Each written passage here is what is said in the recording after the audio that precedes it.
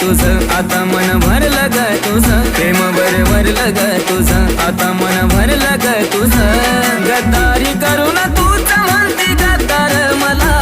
गद्दारी करून